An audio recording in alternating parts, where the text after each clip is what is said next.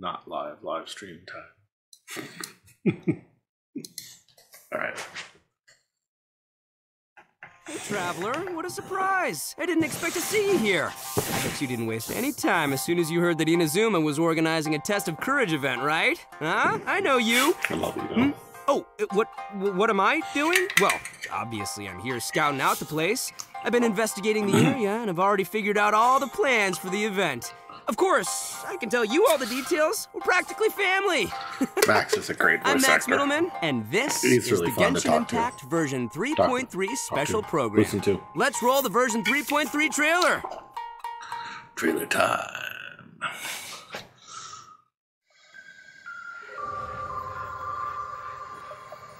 A friendly word of advice. Test of Courage events tend to give rise to a variety of strange rumors Interesting and stories. cinematography. So please, be sure to exercise caution. How was that? Were you scared? Oh no, is it Nico? Who goes there? So, is there really a ghost around here? Why does Paimon have a feeling that it's staring right at us? Are you talking to me? This is gonna be fun. Dottore. Jester, I have completed the task you gave me. From this day forth, Balladeer and Kabukimono will cease to exist. Did you really think you would be able to see through my plan? Dottore.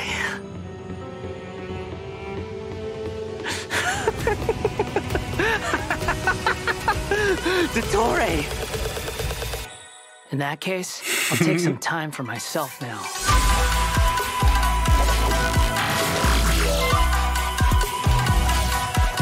Squall and Fury!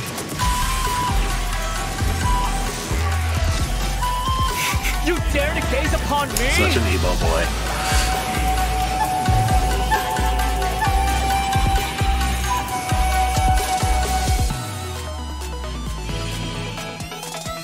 Dare to mess with me? Yeah, Hatsune Miku.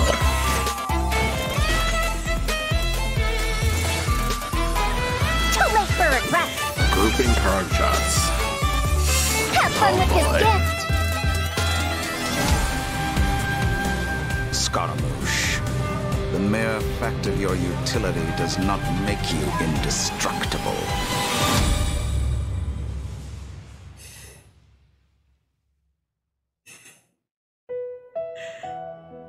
Get your primos.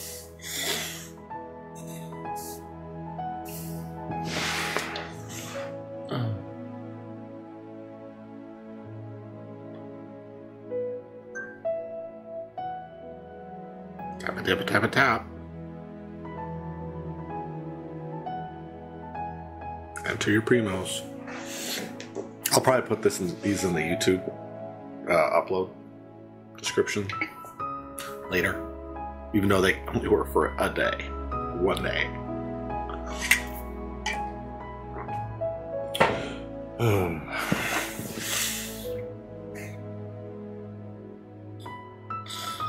It's gonna be a good patch. I'm happy about it. All focused on Inazuma. I don't know when they're gonna give us new areas though. Hopefully this next patch. Hey everyone, and welcome to the Genshin Impact version 3.3 special program. I'm your host, Sarah Miller-Cruz, the voice of Lumine in Genshin Impact. And today I'm joined by... Max, the one and only Middleman, voice of the one and only Arataki Ito. And I'm Patrick Pedraza, voice of the Wanderer. But up until now, travelers have only known me as Scaramouche, and everyone's been battling me in the game lately. Yeah, that's true. But to be fair, it's a really cool fight. It's a really cool fight. Yeah, I know. Anyway, I'm super excited to have the chance to share some upcoming content with everyone. What did you all think about that trailer? Okay, so I definitely saw Irminsul in there, and I am really excited to find out more about it. Yeah, that trailer had everything. It had everything. It had action. It had drama. It was lighthearted in places, but it was dramatic. Yeah. Dude, I'm just super stoked for everyone to see Scaramouche's, like, backstory. I'm super excited about it, for reals. Heck yeah. Well, speaking of that, following the story's development, Scaramouche is still in Nahida's custody. So I bet the question everyone's wanting to know is how he'll become the Wanderer. Yeah, for sure. And there's quite a story behind that. If you're interested, then be sure to play through the Archon Quest interlude chapter, Inversion of Genesis. There is so much to learn in this quest, so I hope everyone checks it out. Oh, come on, man. You can't just leave everyone hanging like that. How about some hints? Come on, please. Please. All right. How can I say no to a cute Chibi-Ito? You can't. Here's a little preview from the quest. We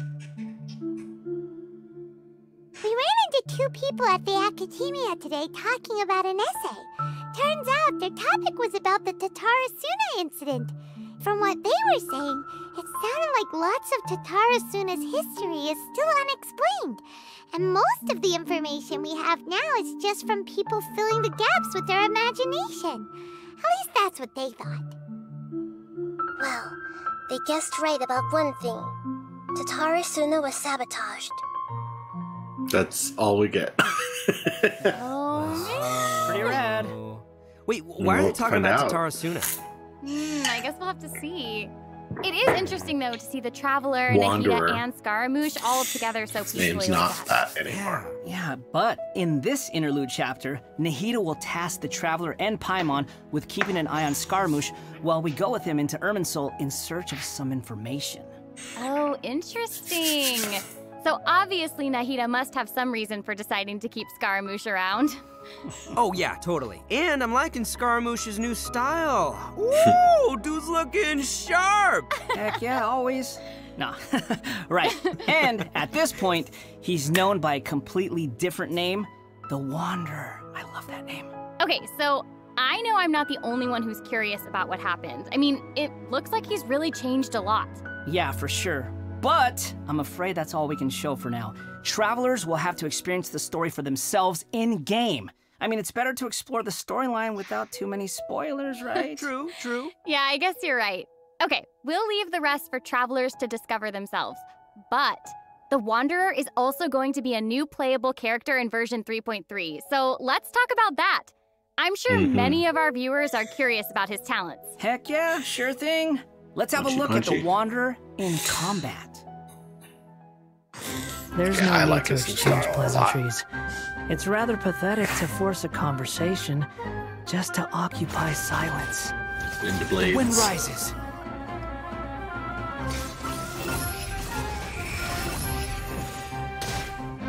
Bow your head.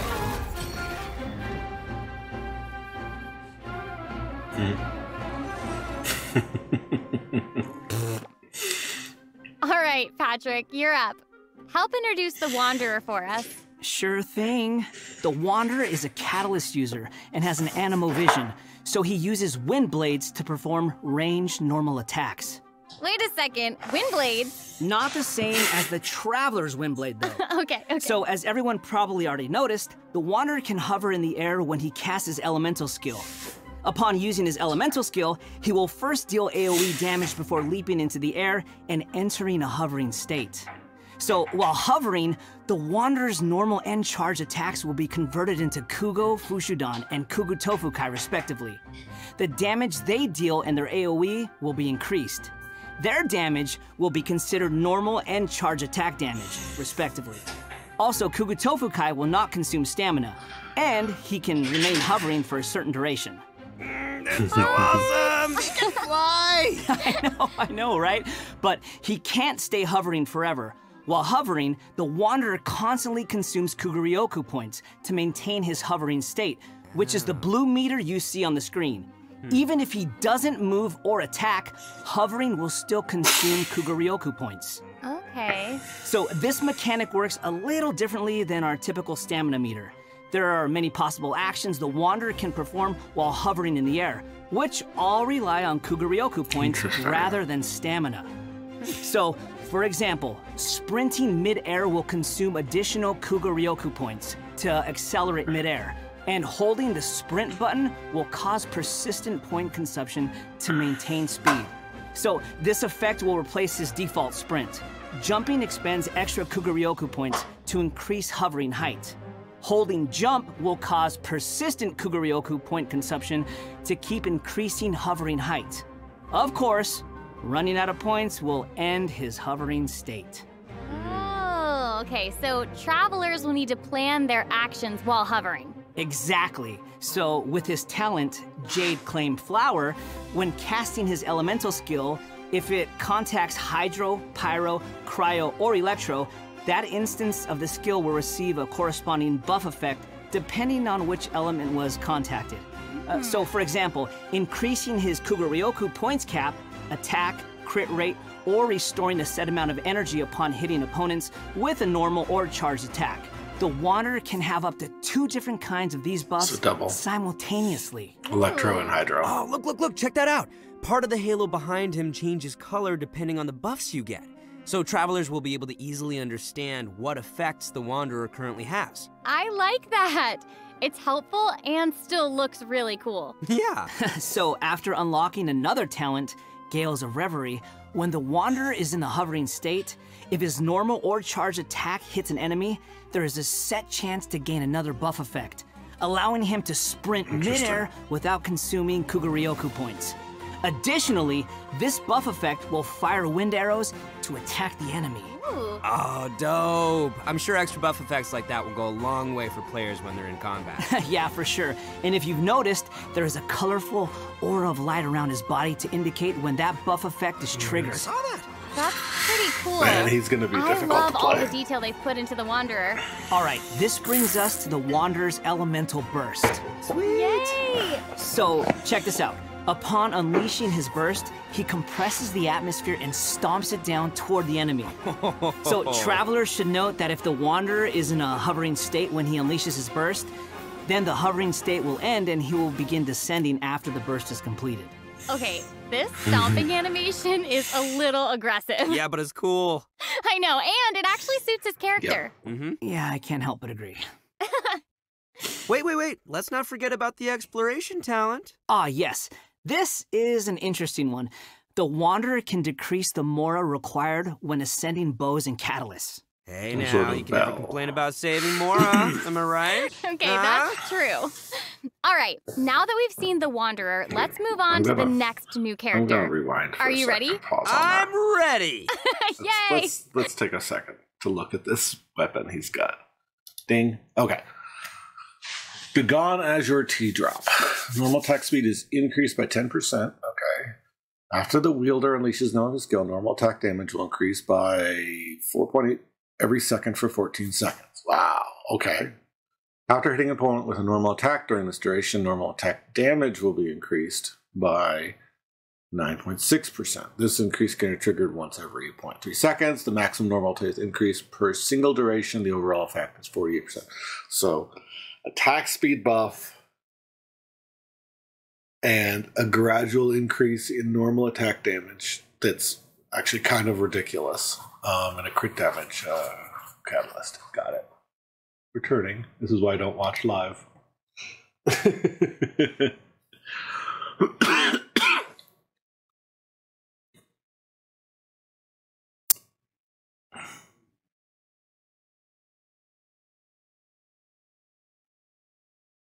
Farazan.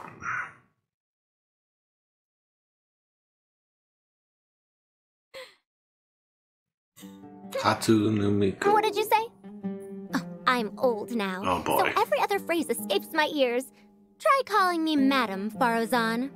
Then I'll see if I can pick that up.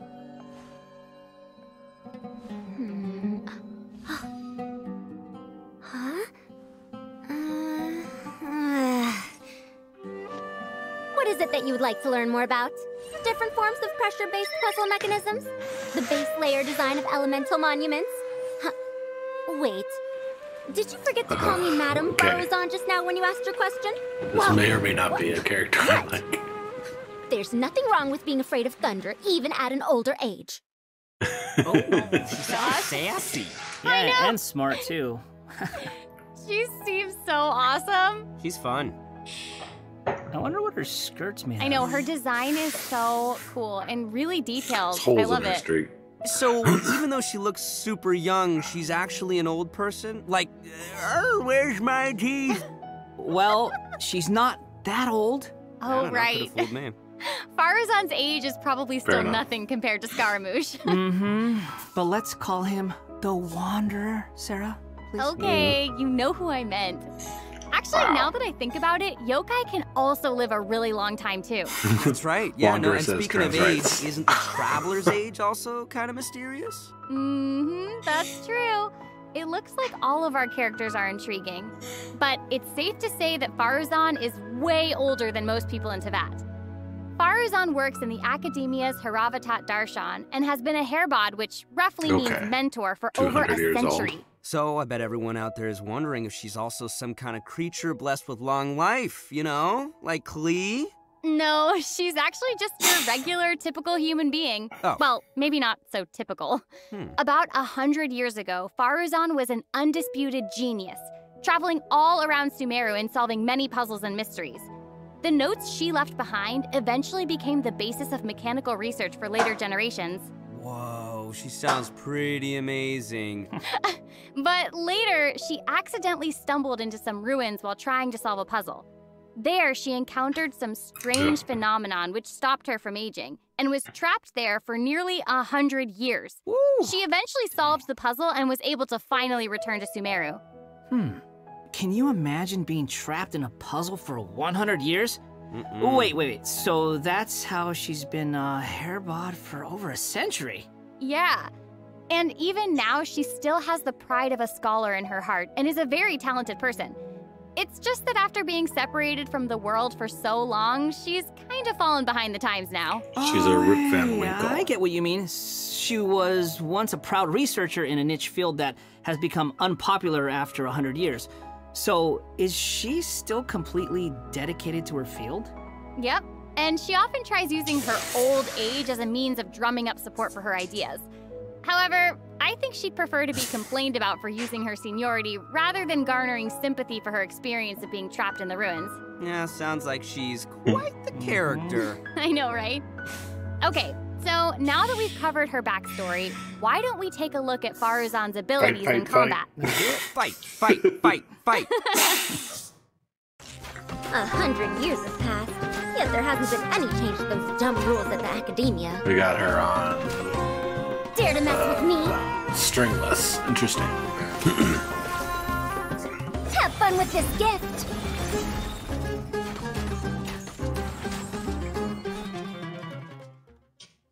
I love all the geometric shapes when she's playing. Did you guys see that? Yes, there's so much geometry. And I took geometry. It looks so cool. So Faruzan is an animo character, and she wields a bow as her weapon. Her normal attacks are the usual bow attacks you'd expect from a bow user, so there's not too much to say about that. But her skills are where things get interesting.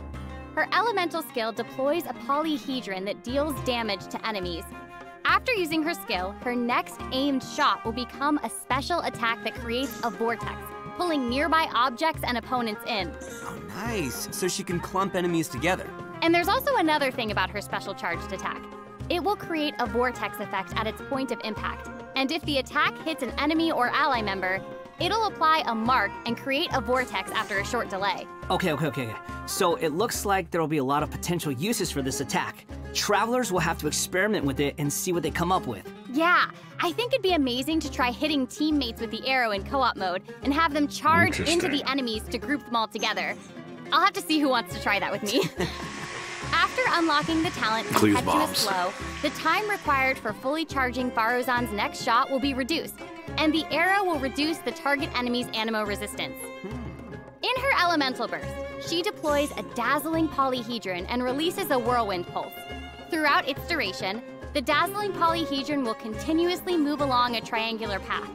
Once it reaches each corner of that triangular path, it will unleash one more whirlwind pulse. Yeah, 1 minute she's here, the next she's gone for 100 years. Bada boom! Even Sino's jokes are funnier than that. It was pretty funny. All right. Anyway, let's hear what effects these whirlwind pulses have. Sure. When the Whirlwind Pulse hits opponents, it will decrease their Animo resistance. It will also apply an Animo damage buff effect to all nearby party members when it's unleashed. Travelers should note that the effective range of this buff is quite large, and it's not just within the Whirlwind Pulse itself, so there's no need to go chasing the polyhedron. After unlocking her talent, Lost Wisdom of the Seven Caverns, when a team member uses normal, charged, or plunging attacks, elemental skills, or elemental bursts to deal Animo damage to an enemy, the damage will increase based on Farazan's base. This effect can only be triggered once for a certain duration of time. Oh, so it seems she'll be the solid support. Yeah. Totally. And as a researcher of mechanics and puzzles, Farazan has taken it upon herself to explore many ruins, with her travels taking her all across Sumeru. Her exploration talent reflects this, and she gains more rewards when dispatched on a Sumeru expedition for 20 hours. I'm sure no other mentor in Haravatat has 100 years of experience in solving puzzles. Yeah, I gotta say, that's pretty hard to beat. So, the big question is, when can travelers expect to get these new characters? That is a good question. Let's talk about the upcoming event wishes. In the early part of version 3.3, the Wanderer and Arataki Ito will be available via their own event wishes. Farazan will also be making her debut in these event wishes. In the later part of version 3.3, we'll be seeing rerun event wishes for both the Raiden Shogun and Kamisato Ayato. And last but not least, the new 5-star catalyst, Tule Tula's Remembrance, will be appearing in a new weapon event wish. And that's not all. In version 3.3, 2 brand new artifact series will become available. So travelers should be sure to check out the corresponding domain. Woo! More artifacts! All right. I hope travelers will have... Desert Pavilion Chronicles, some more desert stuff. Okay, Animo bonus. When charged attacks hit opponents, the equipping character's normal attack speed will increase by 10%, while normal charged and plunging attack will increase by 40% for 15 seconds. So charge attack triggers normal attack damage. Okay, and then the other one is another EM set. Equipping characters' Bloom, Hyper Bloom, Virgin reactions are increased by 40%. Additionally, after equipping the character triggers a Bloom, Hyper Bloom, Virgin, they will gain another 25% bonus to the effect mentioned prior. Each stack of this lasts for 10 seconds with up to 4 stacks, so up to double damage on Bloom. This effect can only be triggered once per second. The character equipped with it can trigger this effect when not on field. Raiden Hyper Bloom. Right here. Raiden Hyper Bloom. Oh, and Kuki Shinobu too. Yeah, this might be the set I put on Kuki. This is definitely the set I'll put on Kuki. Alright, cool. New stuff. Experimenting and trying new combinations with these.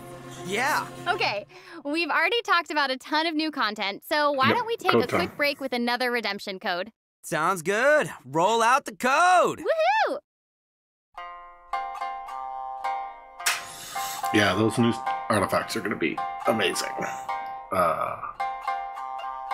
Right now, EM Raiden is running Gilded just because of all the mastery, but considering all she's doing is triggering Hyper Blooms, it would make a lot more sense to run that Bloom set. And I know the set's there for... It's the Nilo set, but honestly, it's going to be so much better on Electro characters. Might even put it on Virgin Toma, too. That'd be awesome.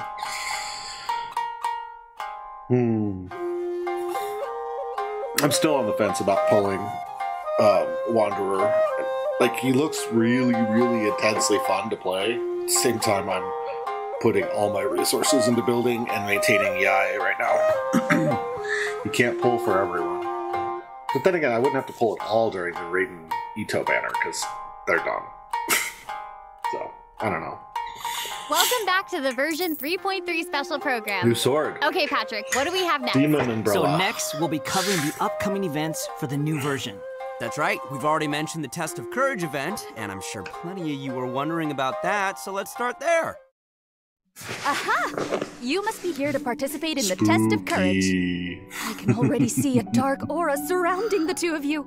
If you carelessly go running into the event, all it'll take is one little misstep, and the darkness will swallow you up. Some strange and unusual things may occur along the way. If you ever feel you can't handle it, you may withdraw from the event at any time. This is your last chance. I'll count it down.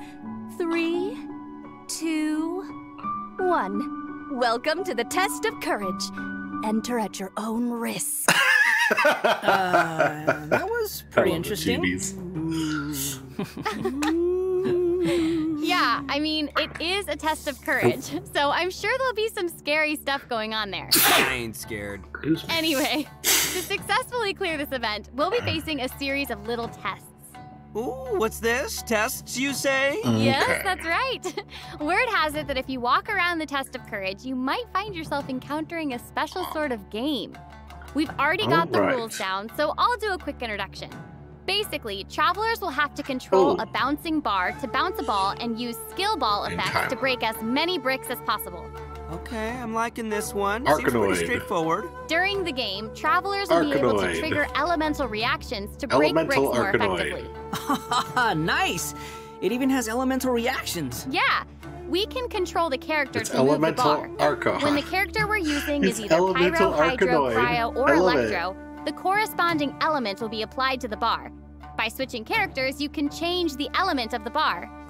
Okay, all the pieces are falling in place now. The bar can infuse a certain element. It is Arkanoid. The blocks also have their own element. It is Arkanoid. So causing a skill ball of one element. I loved Arkanoid. That was such a fun game. Different elements will trigger elemental reactions. There, how'd I do?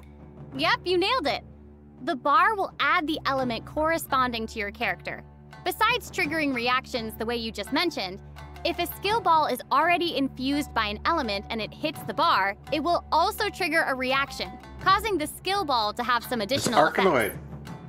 When preparing your team, you can equip modifiers to receive various buff effects, which will help you successfully clear the challenge. Oh, nice.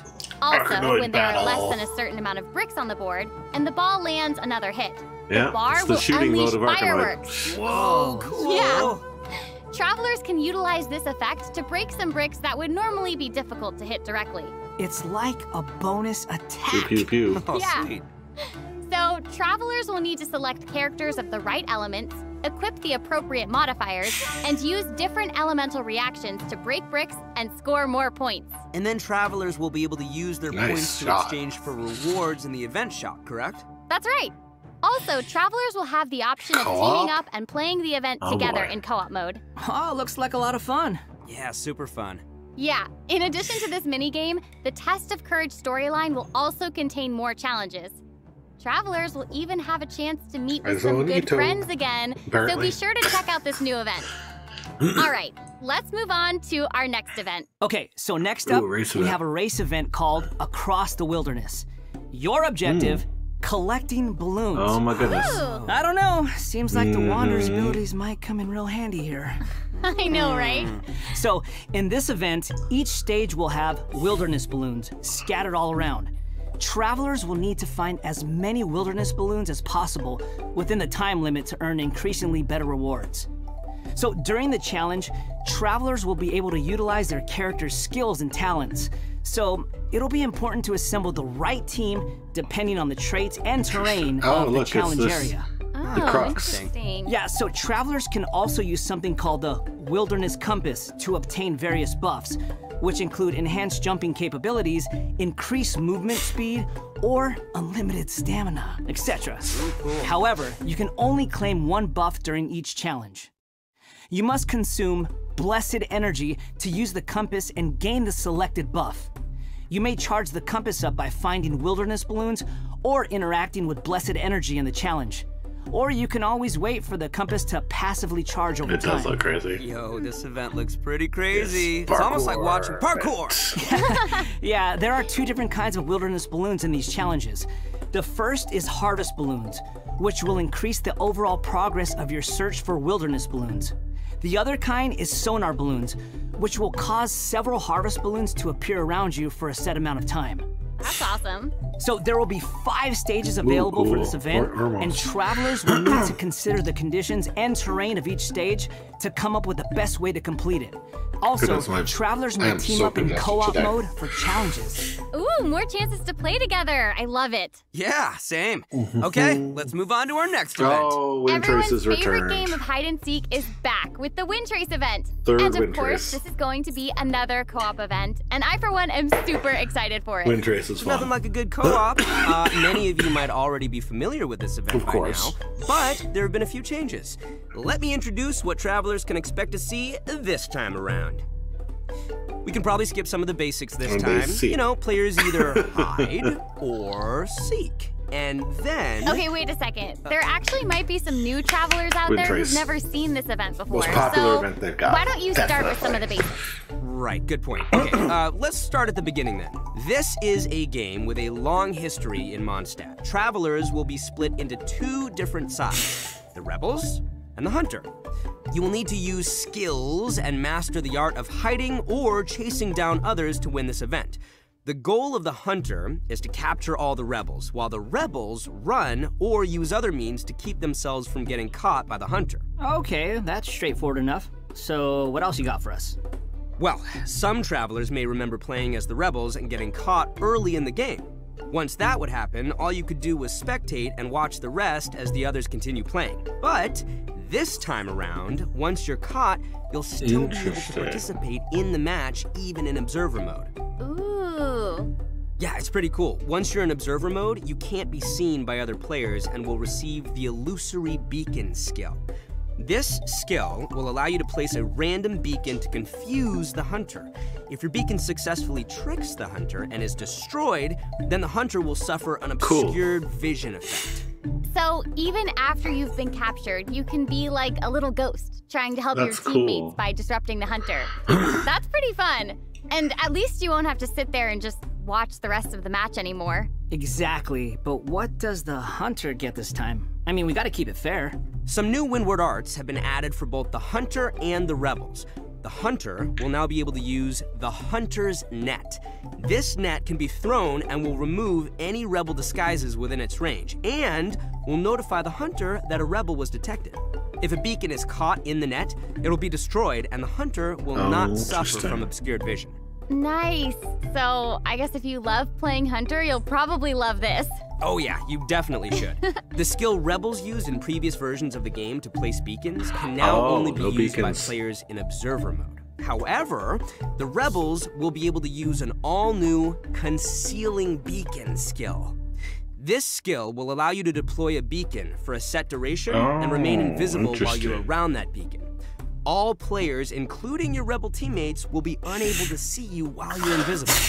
If the concealing beacon is destroyed by the Hunter, then the Hunter will have their vision obscured for a short time. Sounds pretty fun, huh? Yeah. Yeah, so even if you end up being captured by the Hunter at the start of the game, you'll still be able to participate and assist your teammates. And, of course, did I gonna have mention rewards. gems and other rewards? Are guaranteed. The good stuff. So be sure to check it out. Oh, that's awesome. Seriously, I can't wait to play with friends. Okay, our next event is a combat-based event. Time for some combat! Whoop, whoop. In a forbidden place warded by dust and sand, mysterious foes have assembled lines of fortifications. Oh my God, Wander's got such a good voice actor. That's right, a new edition of Misty Dungeon will arrive in version 3.3. Stoked. Sweet. But this time around, there will be a total of 7 trials with different themes awaiting you in the Misty Dungeon. Each has a different leyline disorder, and travelers will have to adjust their teams according to the disorder's effects and the distribution of enemies. There will also be trial characters for you to select from as well. After entering the domain, travelers will need to go and complete 3 challenges to collect ancient runes. After collecting power from 3 ancient runes, we can power up the control array and proceed to the final challenge. Also, throughout the trial, additional benediction mechanisms and challenges will appear. Travelers may choose to interact with these to increase the leyline disorder's effects or revive and heal your team. You know, if it were up to me, I'd say just go for all the challenges. I know, but travelers should keep in mind that the challenge objective for each trial might be different, so be sure to check the objective and aim for that while proceeding. In terms of rewards, travelers can look forward to winning Primo Gems and other various prizes. Yes. Ooh, I like prizes. And last but not least, version 3.3 will also have leyline overflow events. Travelers can look forward to saving their resin and earning more Mora and experience books. Nice, that's awesome. That'll be great for all the travelers out there still leveling up all their new characters. And even if you don't need those resources now, it's always good to stock up and have more on hand, am I right? Yeah. So, travelers looking to upgrade their characters won't want to miss this. Yeah, I mean, this is all good stuff. In addition to the new version's limited time events, version 3.3 will also be adding a new permanent game mode called Genius Invocation Visual's a card shark. Genius Invocation TCG! But before we get into that, let's take another quick break Impact, and enjoy a redemption code! Yay! I'm so Slap that code on the Gwent screen. Impact.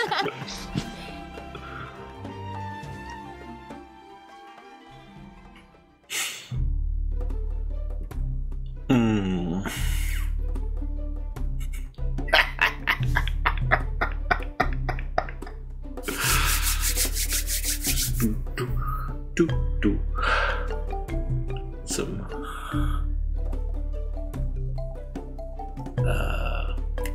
Golden Apple music go in the background.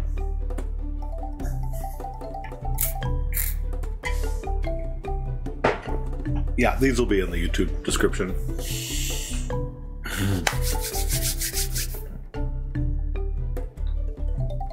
Oh, Fischl, we love you so much.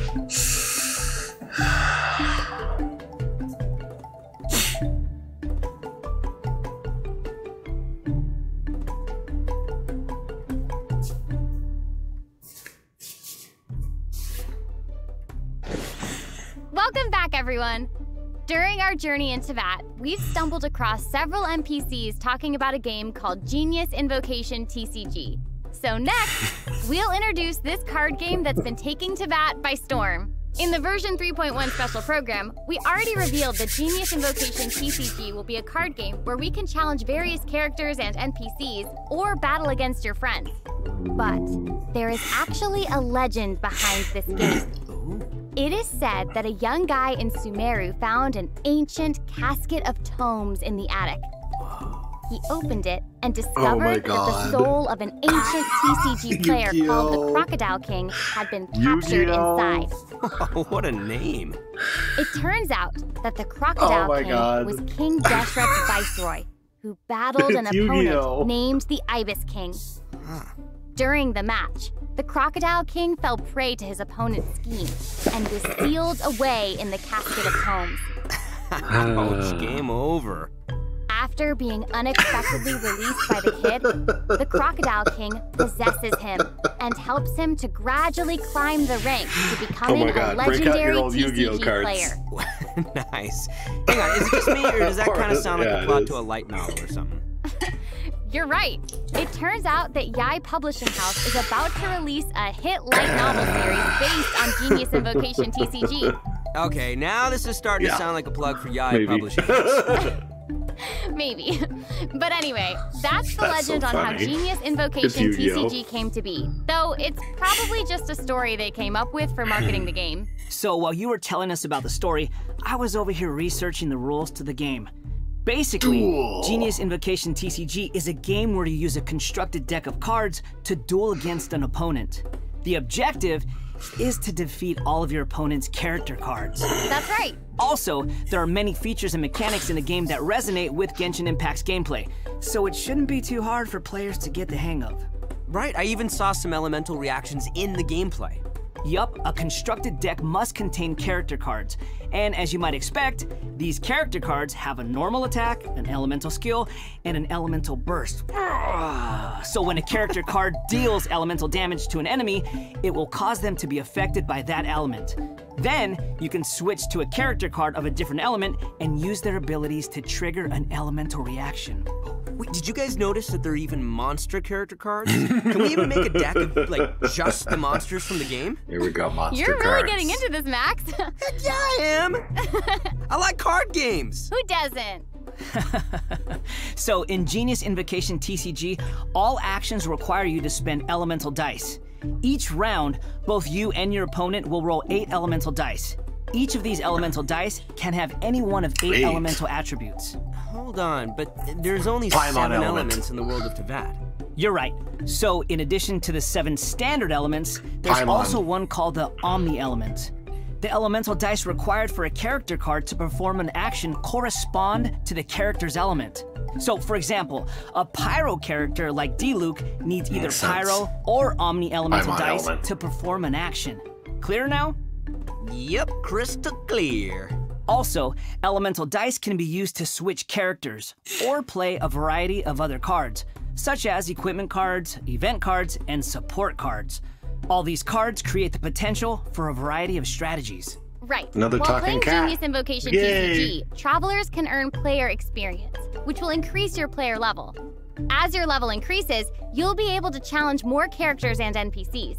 That's By gonna be so completing much challenges, fun. you may earn Oh my lucky God. coins, new cards, or other rewards. Oh Lucky my coins God. can be exchanged in the event shop for cards, or can even unlock dynamic skins for animated certain skins. cards. Dynamic skins? Those are cards that have moving illustrations, right? That's right. All character cards can unlock a dynamic skin. After unlocking that, Nice. there'll even be a cool bonus animation whenever you cast that character's elemental burst. Cool. And if you're confident in your TCG skills, you can also invite a friend to duel. After reaching a high enough player level, you'll Oh, even wow. unlock a matchmaking Random mode. matches. So be sure to give it a try. Travelers should note that playing against your friends or other travelers won't count towards any leaderboards or provide any rewards. So you can relax. It's all just for fun.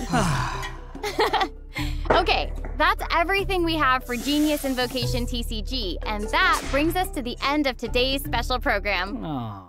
So, what did you think? Why does it have to be over? This is gonna be an So much amazing that this version. version has to offer. Yeah, I can't even take it all in right now. I'm just super stoked to be part of this. I think I just gained Fly some away. Ryoku points just doing this whole thing, so. Man, the new characters look cool. I know, what about Scaramouche hovering? Like, that's insane. I know, that's awesome. That's super dope. That's awesome, and I cannot wait to play in some of these events and mini games. Likewise. I'm super It's excited. gonna be a fun version.